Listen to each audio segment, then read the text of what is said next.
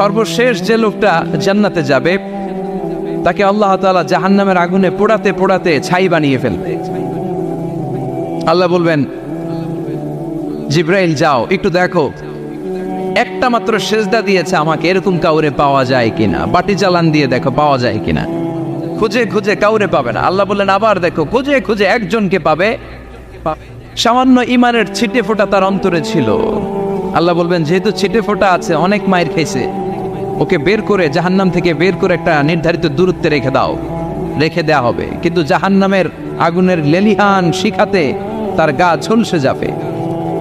সে আল্লাহর ডেকে বলবে, মাবুদ তোমার কাছে আমি কিছু চাই না,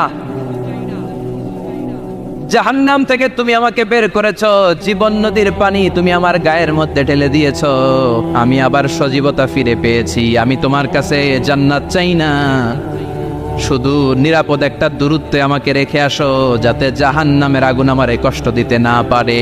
আল্লাহ আমি কিন্তু তোমার কাছে জান্নাত চাই না। কি চাই না? কি চাই না? জান্নাত চাই না, কিন্তু জাহান্নামের আগুন আমারে কষ্ট দিচ্ছে, এতটা দূরত্বে রাখো যাতে জাহান্নামের আগুন আমার গায়ে না লাগে। আল্লাহ বললেন ওকে রাখবো, কিন্তু আমার সাথে একটা কন্ট্রাক্টে যেতে হবে, যে এটা তোমাকে দিলে তুমি আর নতুন করে কিছু চাবা না। সে বলবে আমি রাজি, কন্ট্রাক্ট হয়ে যাবে। আল্লাহ জিব্রাইলকে বলবেন যাও এমন দূরত্বে রাখো যাতে জাহান্নামের আগুন ওরে কষ্ট না দেয়।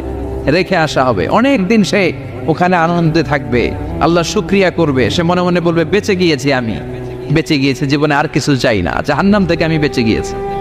অনেকদিন থাকার পরে মনে মনে ভাববে পাইসা তো গেছি, কিন্তু নতুন করে একটু ট্রাই করে দেখি, জাহান্নামের সৌন্দর্যের দৃশ্য একটু চোখ দিয়ে অবলোকন করা যায় কিনা। সে আল্লাহরে ডেকে বলবে, আল্লাহ ইনদি সুআল, আমার একটা ফরিয়াদ আছে। কি ফরিয়াদ?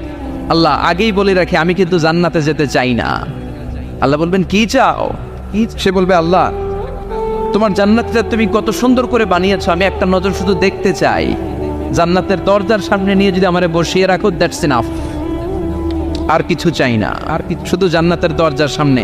আল্লাহ বললেন তুই না ওয়াদা করেছিস, তুই না চুক্তি করেছিস।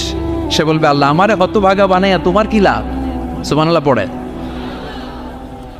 আমারে তুমি হতভাগা বানিও না। আল্লাহ বলে ঠিক আছে, আবার সিগনেচার কর যে জান্নাতের দরজার সামনে বসিয়ে দিলে আর কিছু চাবি না।